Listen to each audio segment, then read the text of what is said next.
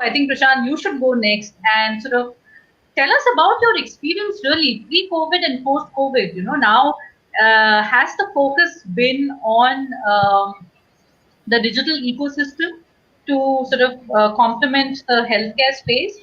And what was it like pre-COVID? I mean, I'm very interested to sort of see the contrast in experience Yeah, so you I might have think had. ours was one of those sectors that saw COVID as a structural boost, and suddenly we were dealing with the demand, the scale of which we had to gear up overnight almost, and in a lot of ways, and I completely echo what Umang just mentioned. It's seeing the teams step up, put their heart into something, and also do it with a spirit of service. I think once there's a mission mode, there's a crisis, you just realize that, okay, there was so much energy and latent potential that was waiting to be unleashed, and it's just fascinating to see that happen.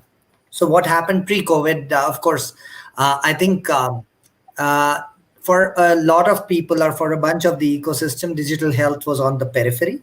It was a good to have. It was a service for convenience and cost benefit, but not necessarily mainstream. And I think that structurally changed with COVID. What has changed is, starting from of course, from the consumer perspective. And as a platform, our business is basically providing information, e-pharmacy, e-diagnostics, and telemedicine.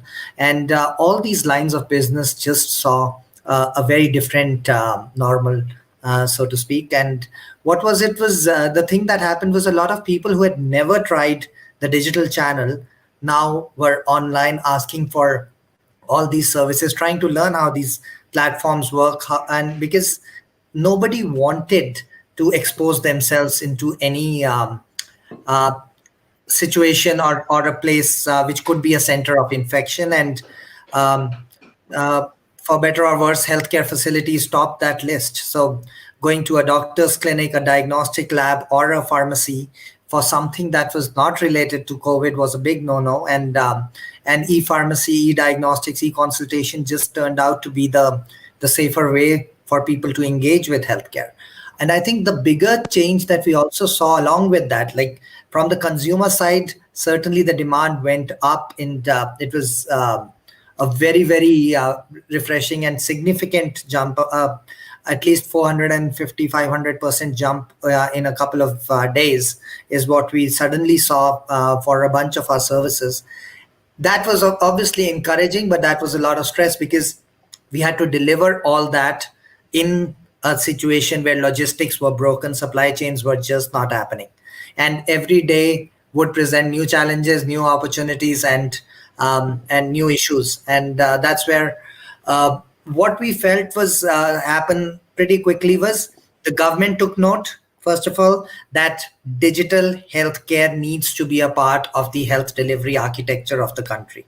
So when the first lockdown happened, when the prime minister came on TV and said, "Don't put pressure on the hospital system and use telemedicine," and then 2 days later we had the telemedicine guidelines, a very, very significant shift was beginning to happen that time. Similarly, the first lockdown guidelines mentioned the essential services for the country, and e-commerce for pharmaceuticals was designated as one of those services which were permitted during the lockdown. So all these were actually seismic events, because for many, many, many years these had been questions of how, what will be the model, regulatory interfacing, this, that, and suddenly it's not just something that they need to figure out. It's an essential service now that needs to be provided. So what we are seeing now is that the digital healthcare is becoming a part of the healthcare service delivery architecture of the country in a very meaningful way.